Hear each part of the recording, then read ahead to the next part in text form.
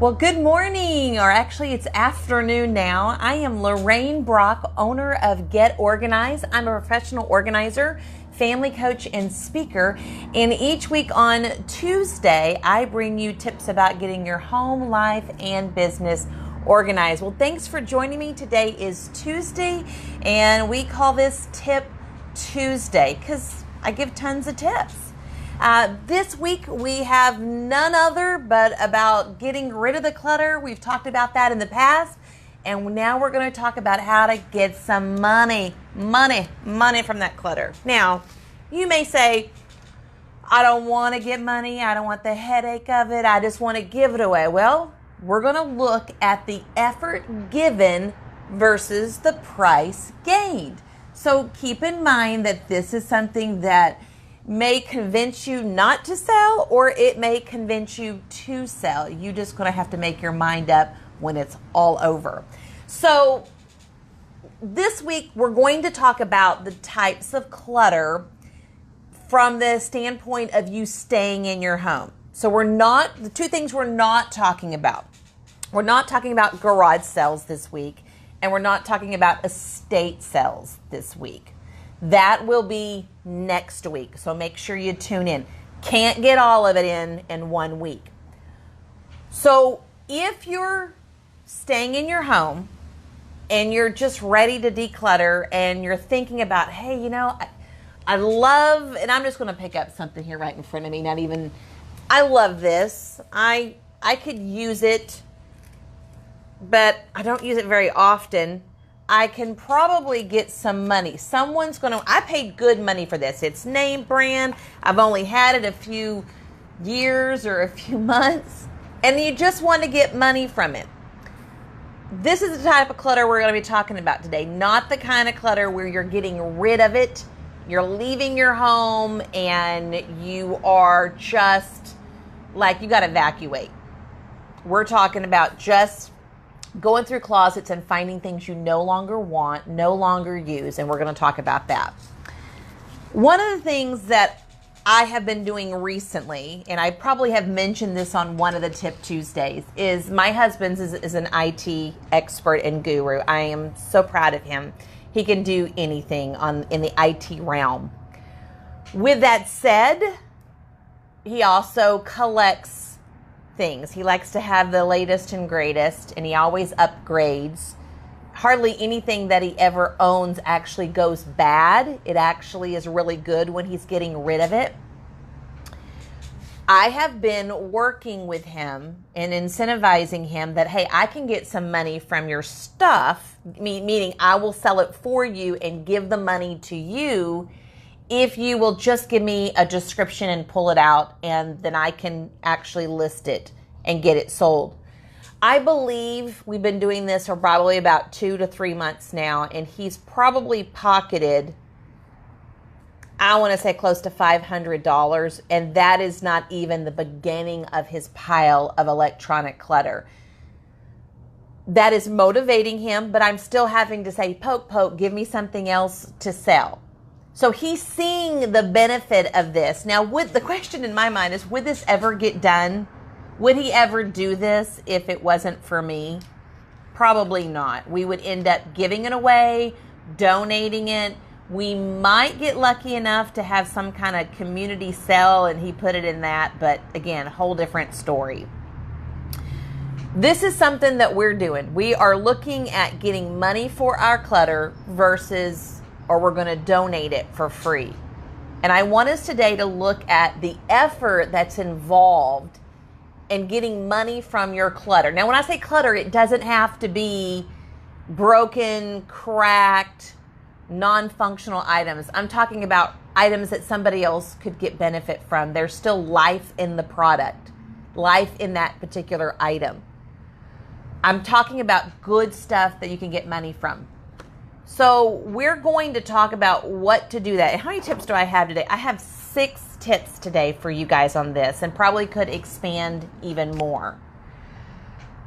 So again, looking at effort given versus price gain. What I don't want you guys to do is not weigh that when you're deciding to get rid of your clutter. So tip number 1, You're probably real familiar with it, eBay. eBay used to be like really the only mechanism to be able to sell something if you wasn't having an estate sale or having an garage sale. Early on during eBay, I was a massive eBay user. I would list things on it and had great success listing things on it. Got great money.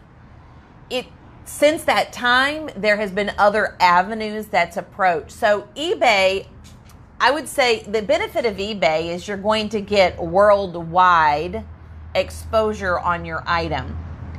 If it is not bulky, let's say an antique guitar, though you could ship an antique guitar, it might be easier to sell it on eBay if it's some kind of a one-off, because people are looking for one-offs. But if it's really bulky, it's going to be a little bit more difficult to list, because the shipping, someone might not want to pay that. So keep in mind, if you're going to use eBay, you got to have an eBay account. You got to set it up and link it to your checking or your account that you're going to be able to take, they're going to be able to take funds out of. It can get, once it's set up, which probably could take, 3 days to a week, depending on fund verifications.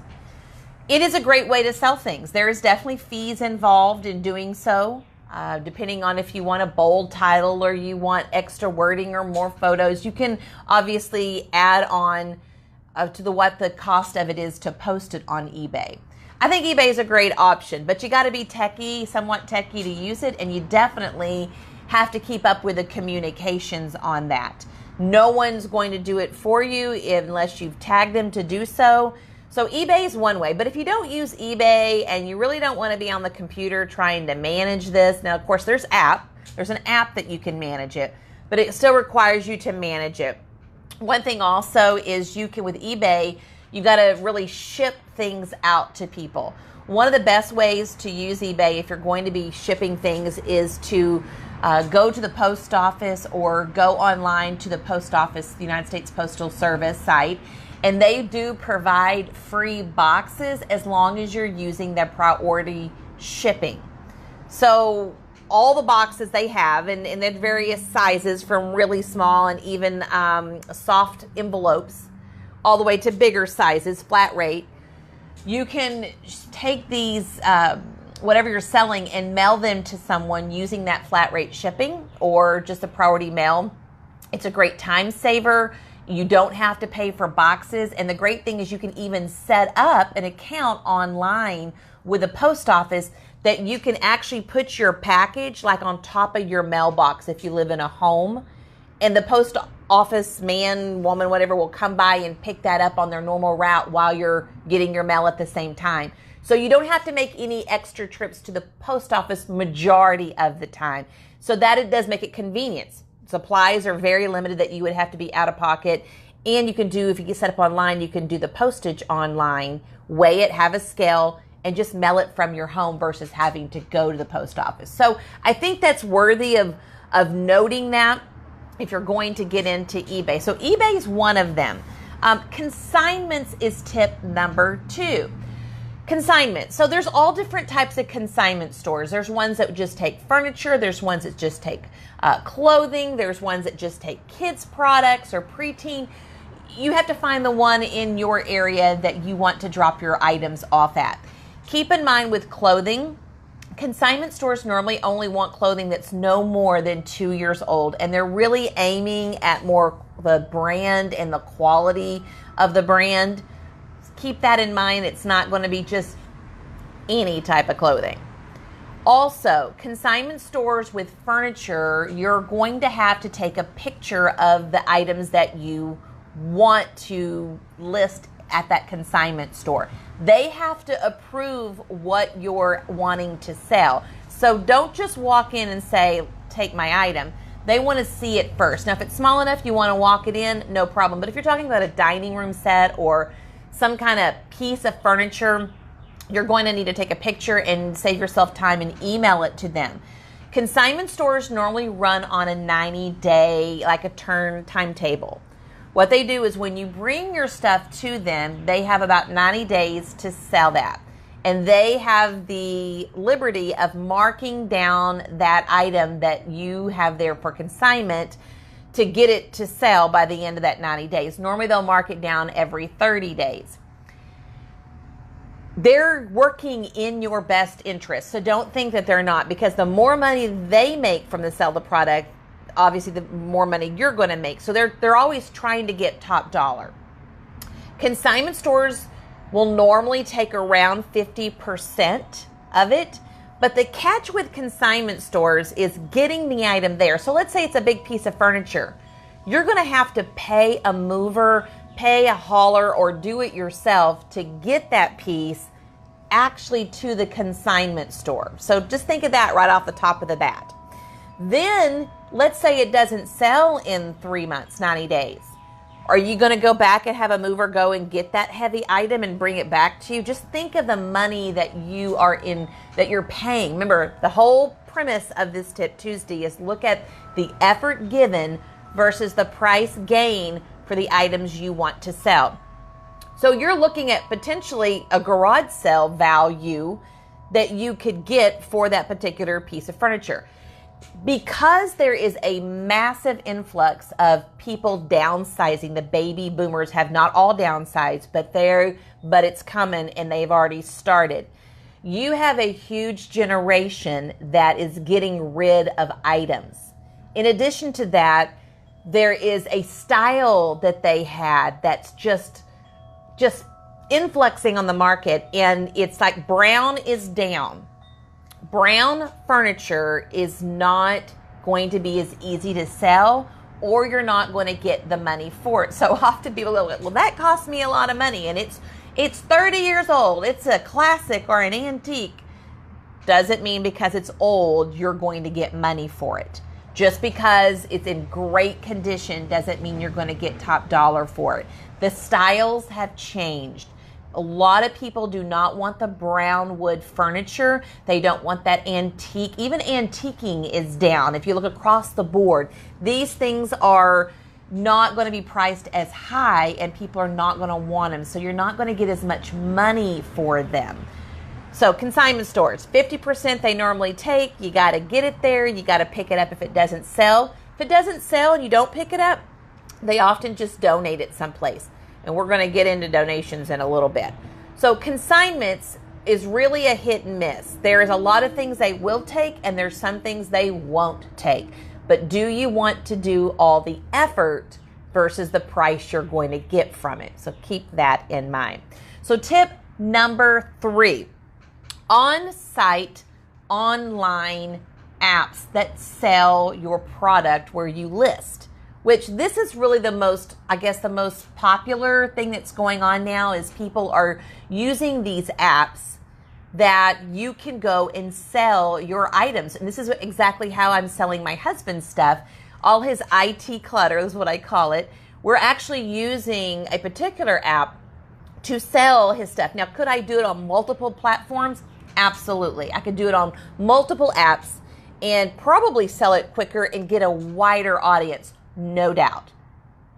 Because I don't want to put forth that effort for the price that we're going to gain, I keep it to one that I actually have to manage, and I only use one. But I'm going to give you the top 3 that are out there. Let It Go is number 1 there's no particular order how popular they are. It's just the most common. The Facebook Marketplace, and then the third one is Offer Up. Those are the 3 apps that are most popular, and I'm sure there's plenty others out there, but this is what the mainstream is using, where people are going and looking for things not only to buy, but people are listing it on these apps in order to sell them. I personally use only the Facebook Marketplace, and you say, well, why? Why is because I'm already on Facebook, and so it's the same app. It's just a different button that I hit if I want to look for something that I'm buying or if I'm actually going to be selling something. It's all in one app. So I don't have to go and download other apps and learn how those are and manage those. One place works great for me. Just this morning, I thought I needed to get some goggles for my grandkids. It's summertime. They're going to want some goggles soon, be swimming. Instead of going online to a store, I go on to Facebook Marketplace and look to see if anybody has goggles. Now you think, why would I want used goggles?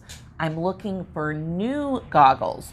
Lo and behold, right here in my city, a stone's throw away, there's a lady that has a brand new unopened package of 3 kids' goggles for like $10, normally selling for, I think she said it was like $24 for all the 3 goggles is what she paid.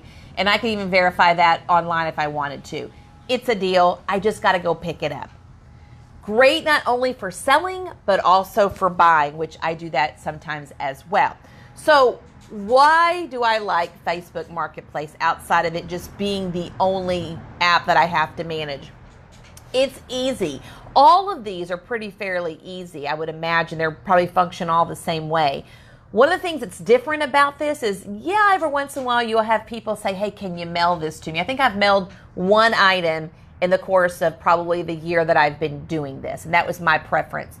They have what's called porch pickup, where if you take a picture of your item with your phone and you write the description, you put the amount, you put the zip code you're in, it pops it onto different areas that you can list it. Like, for example, there's garage sale sites and online auction sites and for sale sites. And once you actually get all the content in there, you can select where you want your post, whatever you're selling, to show up. And I can select up to 10 places that I want it to show up. Normally, I'm picking all the places that are around, all the groups that are around where I live. Then as I get messages, people saying, hey, would you take less for it? They're always going to ask you for less. Be prepared for that in your pricing. I also tell them I don't give them my address out until they're on their way. So when the people are messaging me, and you'll get probably out of every 10 messages that you get, you might have one serious person. Again, depending on what you're selling, because a lot of people are just browsing and they see something they like and hey, is this available? And if they happen to be in your area, or they happen to decide to get out and want to put the effort to go get it, they'll actually make another message to you and say, hey, I'm interested. I'd like to schedule a time. I always have them come to my home. I know some of that's scary to some of you guys, but I always make sure my guys are home. That way, many times my guys are the ones that manages when they come to the door. If an item is valued over $25, that's just something that I set in my mind. Then I don't do a porch pickup. And a porch pickup is where you leave it on the porch and you tell them to put the money under the doormat. I actually have one of my guys in my house, my husband and my sons, whomever, sometimes the dog. He's not very good though. He has a problem opening and closing the door, but he is a male still. He's still a guy. So then what I do is, if it's more than $25 in value, I will actually go to the door and we'll switch the cash and the product. And again, I don't give them my address till I know that they're on their way. And I'll say, hey, that's fine. You can come over tomorrow. Text me when you're on your way. I'm in East wherever. And that way they have a general vicinity of where direction they want to go or they need to go. And then I give them the address on the way. Never had a problem doing it this way, but I don't meet people anywhere if I'm by myself. Not that I'm opposed to doing it, but it's real convenient to come to my home and to pick it up. I just really like this, and I think it's a great way to get money for your clutter at a very small amount of effort. Another tip with posting through these different types of apps is I would list no more than 3 things at a time, because of the communication level that you have to have going back and forth with different people. It can be a little time consuming, especially if you have a popular item everyone wants or they're interested in it, or a seasonal item that's really popular. You really want to keep it down. If you can handle more, great. I just know with my life, 3 is about as much as I can handle. If the posting gets too old, I will delete it and repost it again, probably after about a month, and it'll pop it up at the top again and allow people to start seeing it more, and then I get more inquiries again. That's a great way to keep rotating that out over time. So the online apps, I'm a believer in that. Have, again, scored like $500 for my husband in the last probably 2 to 3 months, and definitely have been using it for myself. Right now I have a comforter set with a full mattress pad that is in mint condition on sale now, and I have a few other things on there for my husband. That was just one of mine. So instead of leaving it there to get old and devaluing and yellowing, or the elastic go out, or the electronics get so old no one wants them, don't keep the clutter setting in the closet. The longer you have your clutter in the corner or in the under the bed or just collecting dust, you're losing potential money that you could get by reselling it now, because a year from now it's going to be even worth less. So get motivated and get your clutter, dust it off, clean it off, put a good background in it, makes it sell better. Take a picture and list it, and you will be so surprised. You'll get more than garage sale money from posting it online. Garage sale, you get like, I don't know, like you may get 50 cents for this. Lucky if you get $1. You may get $2.50 doing it as a grouping or something, individually. I don't know. It's just, there's just so many different values of things that just seem to be higher when you list them online. So keep that in mind. Okay, so tip number 4. Okay, this is something that I did early on, is I put one of my children when they were in middle school, early high school, into selling things for me and giving them a percentage. So if you say, Lorraine, I have no time to do anything with an app online, I don't even have time to touch it and to dust it and to even take pictures, no problem. Think about your own preteen or teenager or college student that may still live in your home. They could definitely use extra money. Now, let's just say in my household, I probably wouldn't ask if my teenager wanted to do this. If they had no other responsibilities and they were not busy, I would probably say, you're going to do this. But if they're really busy and they do have a lot going on, then I would definitely, no problem asking them. But if you're just sitting around, you're not working, you don't have a lot going, you're on video games all day and watching TV, this is something that can help the household, make them a little money, and get your clutter out, and probably put a little bit of money in your pocket too.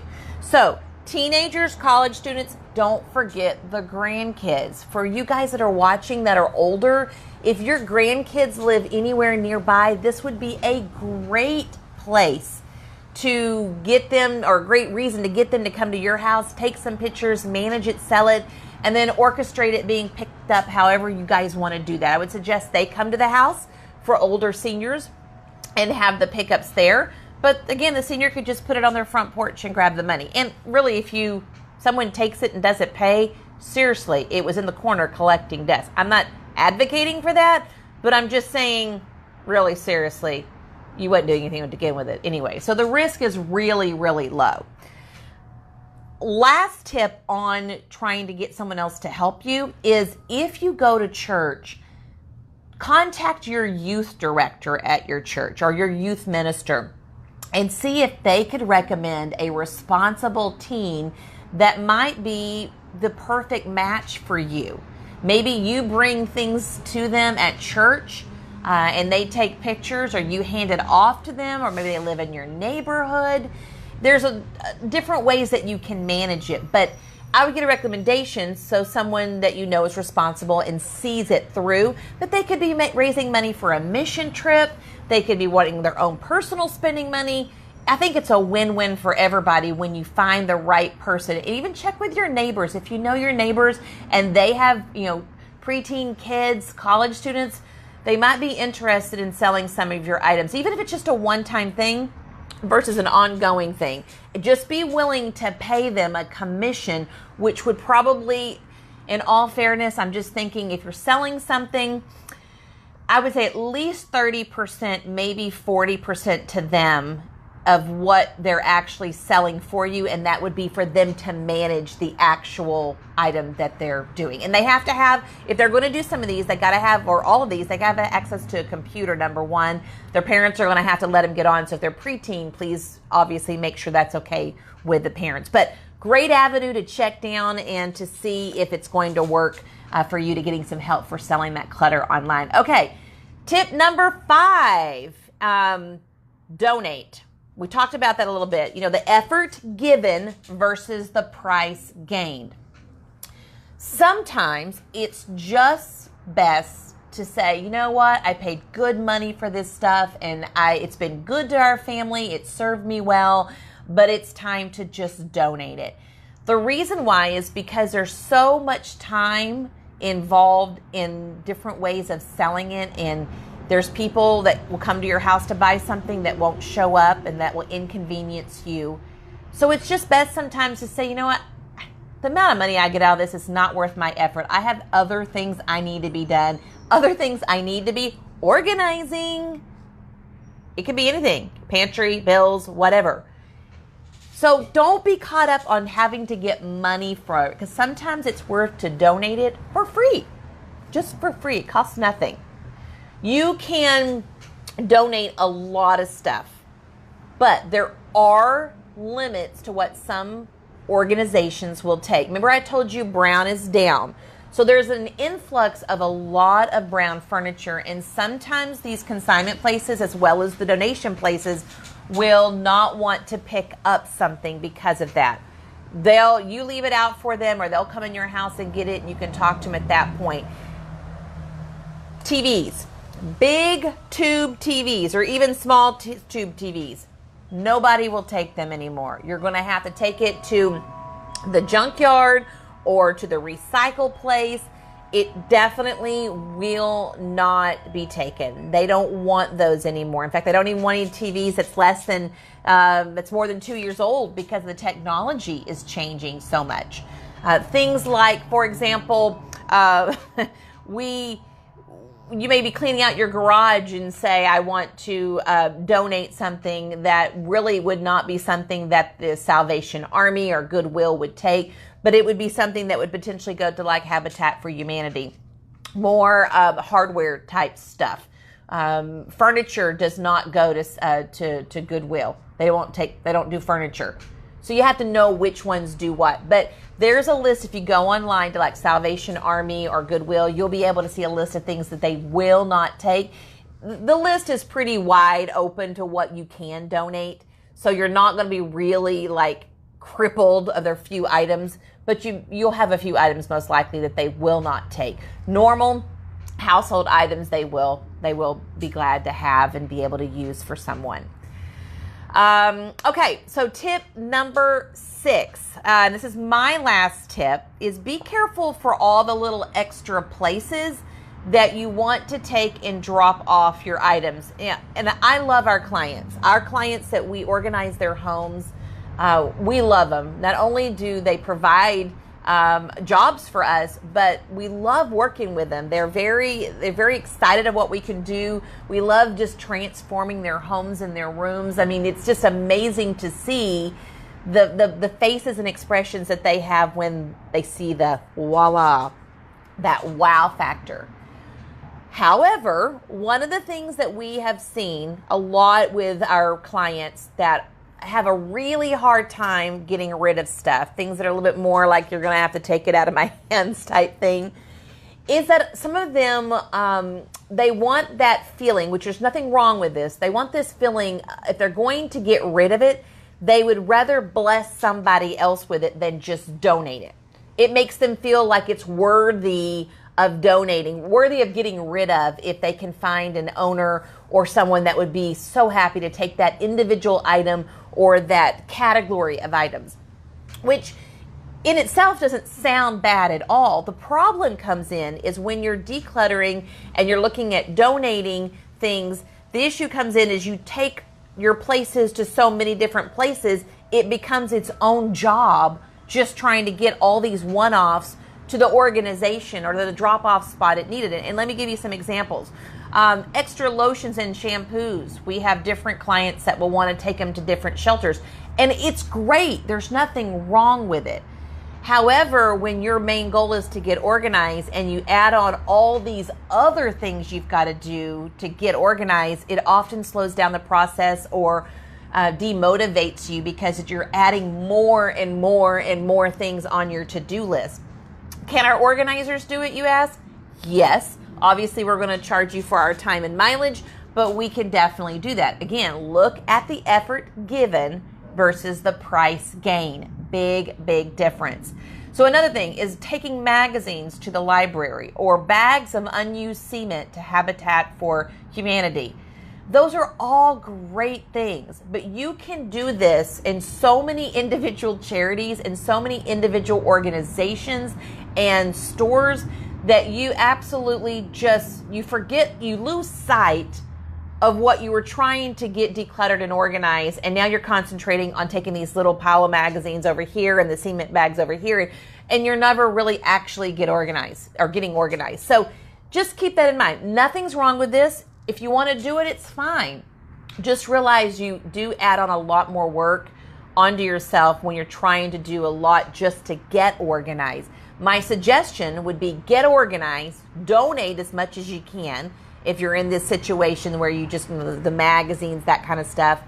And then going forward, take those one-offs that you see you no longer need to be able to shelter or to Habitat for Humanity. Another quick tip about just being careful where you go and how many places you put on your list is lay anything on your curb. It is bound to be taken. Free. You can even put a sign on it in your yard if your homeowners association won't gripe. I'm serious. People will take it. Broken, not broken. There's handy people out there that will fix it. So if you have, like, for example, those unused bags of cements, I would not haul them to Habitat for Humanity. I'd put them right out on the curb and let someone be blessed by taking them. One of our clients once asked, well, what if someone steals it? So it's not going to matter because you're going to give it away anyway. You just bless someone that drove by and saw it. What a blessing for them. They didn't have to go anywhere to go get it. So look, use your curb or your alley, wherever your trash pickup day is. Set some things out there that someone else would be blessed by and to prevent you from having to add a to-do onto your to-do list and take it somewhere. So that is our tips today. Now, we do have a contributor extra today, not here, but Tori, one of our client managers, I think she's already posted it. She posted a bonus tip on getting rid of clutter and looking at the difference as far as effort given versus price gain. And Tori is really good. She also sells things as well and has, I'm not sure if you mentioned this, Tori, in your bonus tip, but she's paid for pretty much a vacation for her family with it. It was incredible. So definitely read the bonus tip in the comments of everybody, and you'll be able to have a total of 7 tips today. So hopefully you've got some ideas about what to do, if it's worth selling and getting that money for it, or is it worth just donating and calling. 1-800-95-TRUCK is the number for Salvation Army. How do I know that? We call them weekly, if not daily. Not for my house, but for our clients. So 1-800-95-TRUCK for the Salvation Army. And they normally are in everyone's neighborhood about twice a week. It's based on your zip code, and they'll be happy to come and get your stuff. Just look online to see what they don't take. All right, let's move on to the next thing. So last week we gave away something that I really liked. So last week we gave away a car coaster. So it is this cute little bee. It's a ceramic coaster, and it's made for your car. So it's smaller, and you take it and you drop it in your drink holder in your car. And so when your drinks sweat, this actually absorbs everything. It doesn't leave rings of sweat from your drink or from drips and all that. It absorbs everything. It's really good. No moisture in the bottom. So I actually purchased this in Eureka Springs while on vacation, and I thought this thing is going to be a hit. I really want one, but I bought one for you guys. This is one by Angela Dockery, if I pronounce that right, Angela. You have been selected to win this from last week's Tip Tuesday. So we have your address, and we will be mailing it out hopefully today, but if not, for sure tomorrow. And obviously, if you see us on another Tip Tuesday, let us know how it worked in your car. Summer months are coming, and I'm sure you will enjoy it. All right, the giveaway for this week. This was one of the most fabulous, unique little things that I actually came across. I got it at Lowe's, have not used it myself, think it's really awesome, and I said, I've got to get that for Tip Tuesday. It is definitely sort of an organizing tip, but sort of not. We're going to go like it is. This is a key holder. I know this is backwards, but it says key holder. So what you do is this is a sprinkler head. Basically, you're going to fake everybody out around in your flower bed, probably, or your grass, and you're going to put this sprinkler head, and I believe based on what I've read, I can open it here. Let me open it. You get to put the key inside here, clipped onto here, and then you put it inside this sprinkler head, and then you push this down in the ground. And I would really not put it in your grass because the mowers, oh, look at there, there's a key. No, put it in the flower bed. That'll be a safe place. But no one would ever notice. So if someone gets locked out of the house, now you have a secret place. Now this doesn't have to be in the front. I know, isn't it brilliant? It doesn't even have to be in the front. You can put it in the back. Just someplace it looks like another sprinkler head. And if you don't have sprinkler heads, they'll probably never even figure that out. Remember, they're trying to break in your home. You know, they're not going to be looking for sprinkler heads. There's other versions of this type of secret stuff. I love this kind of stuff. But anyway, here you go again. Inside, just a little hole. And then the top of that is where you're going to have your key.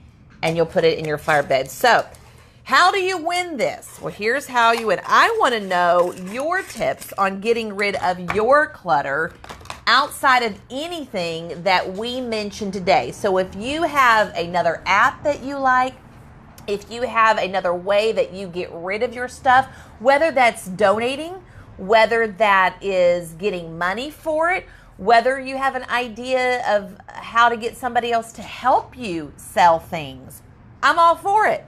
So leave your tips down below, and then by next Sunday night, we'll pick a winner, and the winner will receive this cool key holder in the mail from Get Organized. Love it, love it.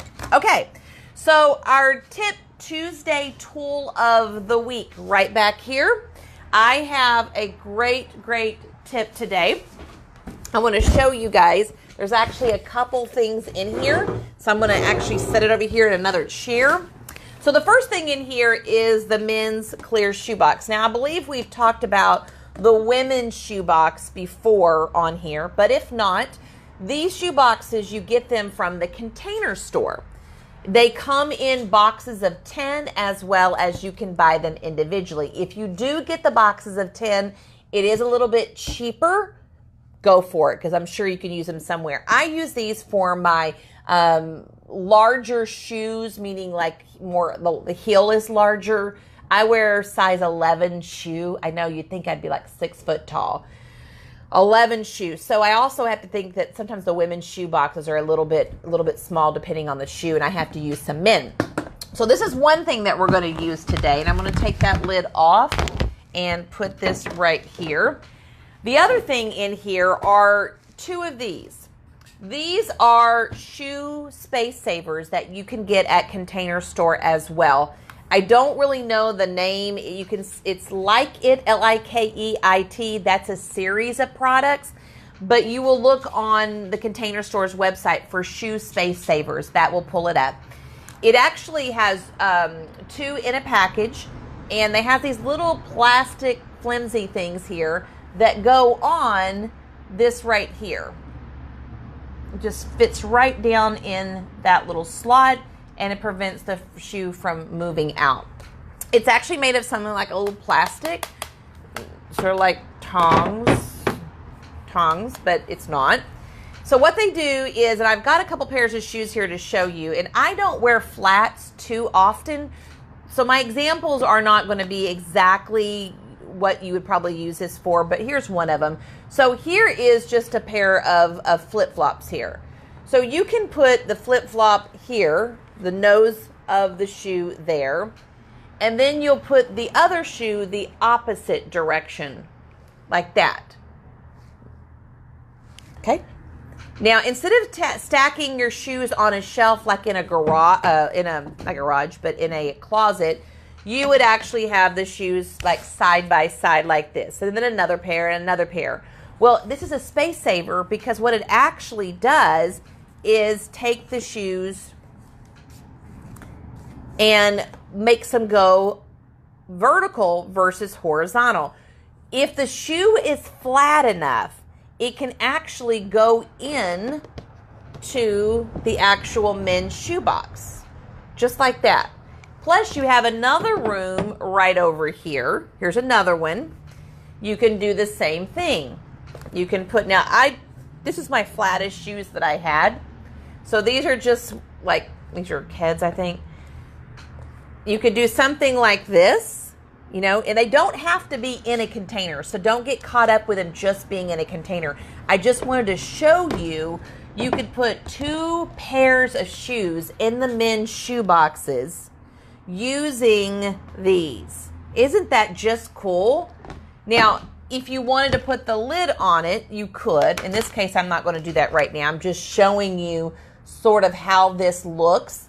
But you definitely want to get flat shoes to put them in this box because you can see that these are a little bit taller, but it's the best that I had to show you guys today. These right here, these little holes, let me show you this. These little holes right here, you can just use these to like a little handle to pull these out off of the shelf to get what you want. If you wanted to do that. I've also seen people hang these on the wall using some kind of hardware on a wall, and they've just put their shoes in there on the wall. Just flats don't normally weigh a lot, and it works perfectly. Just make sure you have the right hardware going into the right, sheetrock or stud.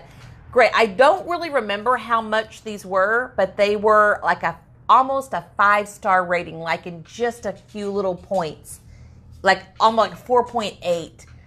Excellent reviews on these. Good price point. I was not surprised when I saw the price. I just don't remember what they were that I looked at. And then a lot of people giving reviews posted what they did with these and how they've used them. So this is a really good, it's a game changer for your closet. It is absolutely a space saver. You can absolutely like double your space when it comes to your shoes. And I would, you don't have to use all flats. Just flats for going inside of shoe boxes, but you would use them for tennis shoes. It'd just be a little bit harder to use them for like heels. That would be a little bit more difficult.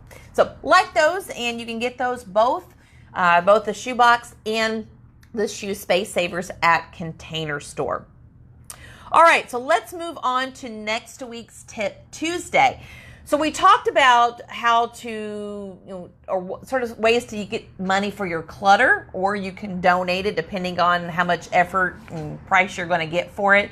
So next Tip Tuesday is going to be about garage sales and estate sales. And you say, how do I know about estate sales? Because Get Organized used to do them. And so I have some really good insight on that. And we're going to talk about that next week to make a good combo section or episode with today's. I think it just goes hand in hand. So estate sales next week and garage sales. And then one thing I like to talk about each week is something about our Go services, something that highlights something that we do for our clients. One of the great things that I know we are really good at is providing resources for our clients. And what I mean is when you become a client of Get Organized, you might have other things that need to be done around your house or that you've been meaning to research for a while and just don't have the time to do it. So when you hire one of our organizers, depending on what scope of work that you give her, they are able, we have I think it's like a 55, 60 page Excel document that all of our organizers have access to, both on their computers and on their phones, their cell phones.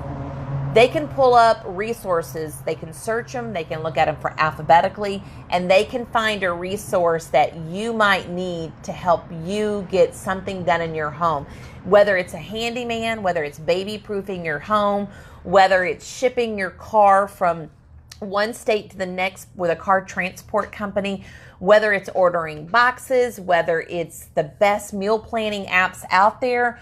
Our job is to help get you, your home, and your business, everything around that, organized. And we do that through providing also additional resources. So I think that is very unique about Get Organized, and something that I think our clients possibly don't realize that comes with the experience and the level of service that we can offer our clients, not only professional organizing, but all the many services that we provide. We are a great resource. We want to be everything we can be for our clients. All right, so don't forget, next week we are giving, or this week, we are taking names and comments about how you get rid of your clutter. I want to hear a unique way that you make money, or what app you use, or someplace special that you think is worthy of donating something. Maybe one thing we didn't cover is getting rid of wedding gowns. That could be an option. I don't know. And then if you make a comment down below with one of those tips, then we will put you in a drawing to win this cool key holder. It's basically a secret place to keep your keys, and you'll get this in the mail, and you can, it's like a water sprinkler head that you would hide in your flower bed. So, and also don't forget, Tori, one of our client managers, made a bonus comment that I asked her to do today on our posting. So make sure you read all the comments, and you will get even more information about money for your clutter, or to donate it for free. Well, thank you for joining us. I'm Lorraine Brock here with Tip Tuesday, and every week I bring you tips about getting organized. And if you need professional organizing services, we service the Dallas-Fort Worth, Oklahoma City area, and East Texas Tyler area. We'd be happy to get your home, life, or business organized. We'll see you next week on Tip Tuesday. Thanks, guys.